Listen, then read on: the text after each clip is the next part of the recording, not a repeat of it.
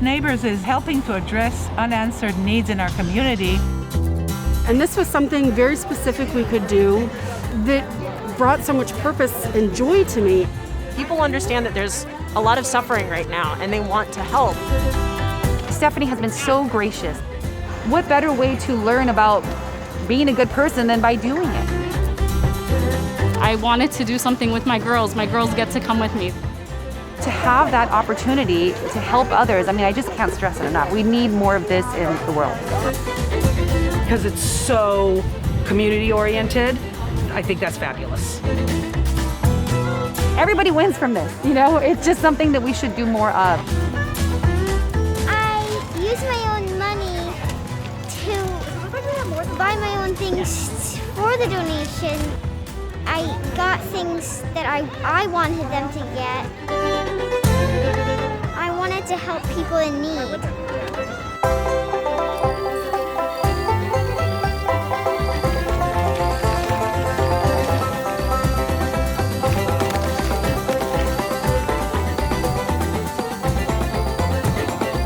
I am part of the parenting group of Westchester, and I know Carrie and Amanice really well, and they were the ones who introduced us to Stephanie and Grassroots.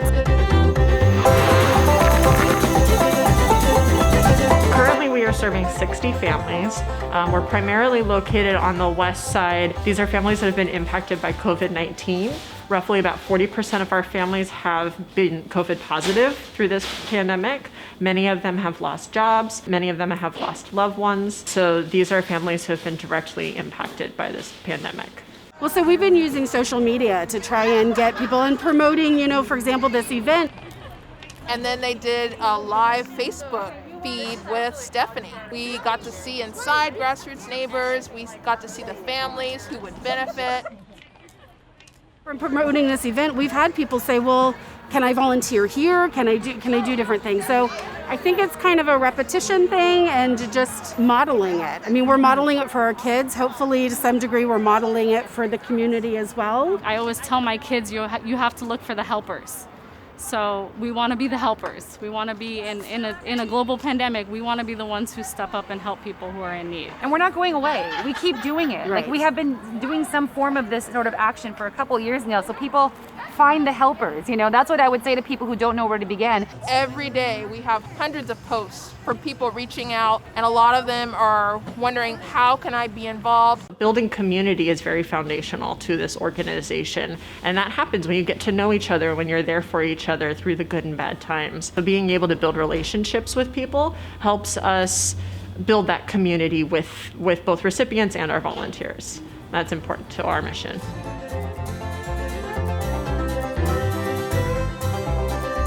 When everybody was feeling so despondent and uncertain, and this was something very specific we could do. When COVID hit, a lot of people were looking for an outlet of how they could help. And that's really been the success of it, is people understand that their neighbors are losing income. People understand that people are struggling and having to go into quarantine, that seniors are being kept isolated from their families. Like, people understand that there's a lot of suffering right now and they want to help. And that's something that I think our organization really exemplifies, is there's a human nature aspect of we want to help. So we come every Monday. I come with my son, who's 8 years old, and we tend to be in the pantry area, which you can see behind me. And we're loading up grocery bags for families that participate in the program as recipients. So we're responsible for all the shelf-stable pantry items, and we get a list of all the people who will be receiving items, and we assemble the bags, and then we have volunteers that come and pick them up and drop them off at the respective homes. You're doing this work and you're connecting with the people that you are giving to, or you're so immersed into it, you don't think about them and us. I'm thinking about how I would feed my children, because these are our children in society. So it's really something about taking a shift on how we view people in our society. Is it a them and us, or are we doing this and doing this together? Yeah. I think there are families that naturally build in community service into their families, and we both have kids here today, and we bring them also for other things. And I love Grassroots because a lot of organizations don't allow children to help out. And so Stephanie's always been so welcoming to both my children. And as young as they are, you see the kids here today, there's something for them to do. As a parent, I love having volunteer opportunities that I can bring my children. It's been a bright spot during this really challenging chapter for sure. And then there are other families that are looking for their older kids have to do community service for school. Okay, well, we've got to find something for you to do. And they have a hard time sometimes finding stuff to do because it's not just naturally part of their lives. So I think if you can make it part of your everyday life, it brings so much purpose.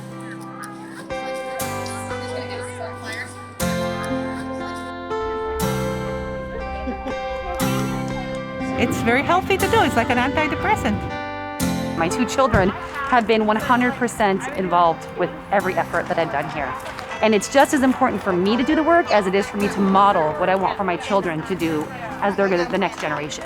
They go off on porches, they bring the donations in the car, they come with me to work, they come with me to help me shop for families, pack the food, and we come and we do deliveries as well. And I think it's just so precious because instead of them reading about things they should be doing and reading about how to be kind, they are doing the act and it's becoming part of their routine.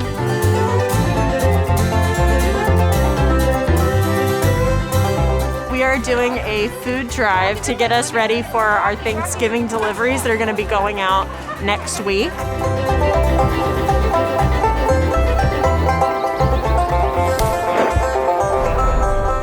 Here in Playa del Rey, people are pulling up. We're taking their donations out of the car, loading it up on the tables back here, and then we're going to sort it out, and it's mostly going to be distributed throughout next week.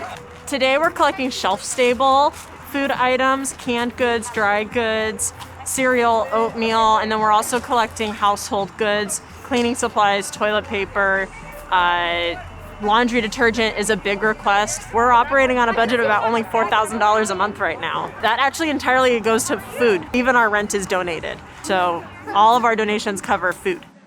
I was just really touched by the fact that this is 100% volunteer, 100% donation sustained. 100%. I'm not getting paid. Nobody here is getting paid today.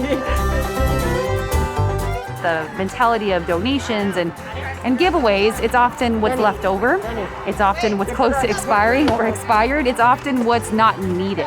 We're really trying to give good, nutritious food that we would give to your own child. My main job is just to help pick up groceries and bring them down here.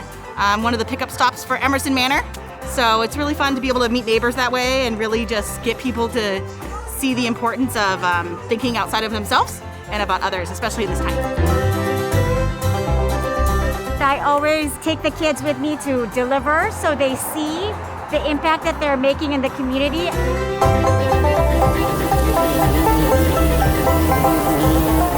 During our Monday through Friday hours, we're packing up our grocery deliveries here. Once those grocery deliveries are ready, we set them up at the front of our space for the drivers to be able to easily pick it up. We'll load them up into their cars, take it to the homes of our recipients, and try to do, depending on where they live, we're doing a COVID-safe curbside drop-off. They get deliveries from us once every 2 weeks.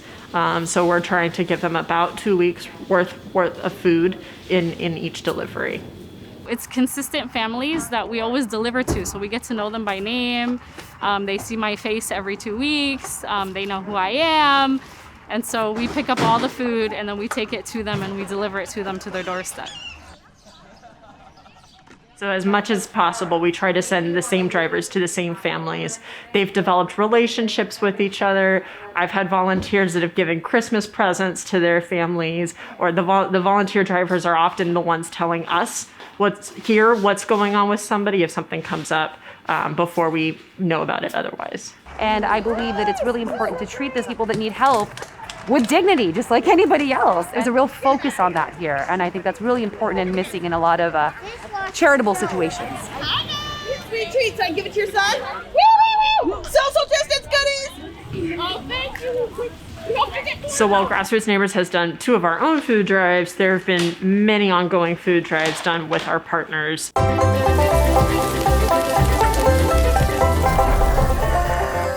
So some of my donors and volunteers will try to be conscientious of observing, oh, I see your shelf is low on a certain type of food and I want to bring that this week.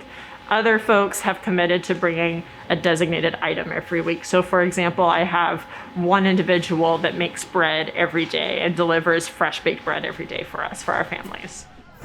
So we're giving out flyers to the people who come by who are participating in our food drive, but more specifically to give them information about how to become a monthly donor.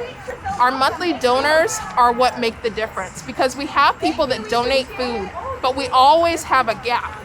So that's what the flyer is for, to get more monthly donors, give them more information about Grassroots Neighbors. More recent food drives have been partnerships with local schools. So when parents have to go to the schools to pick up supplies for the week for their kids, they're also dropping off food items. We have reached out to different organizations that have really helped launch us into being the organization that we are today, including a parenting group that's in Westchester, so a bunch of mommies essentially came to us, churches, synagogues. We've had support from Elks Club, and as people have come, they've brought their own networks and their own friends and family members with them, and it just has grown and flourished from there. I just love that it's so grassroots, it's so local.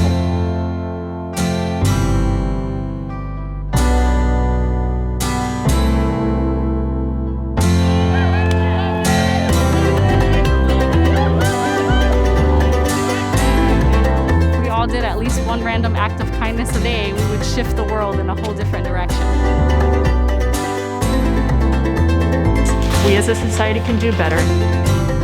I do this because it's the right thing to do. People needed food. Getting them food was the logical, natural thing to do, and now it's grown into a passion and a love, and it's become a community to me as well.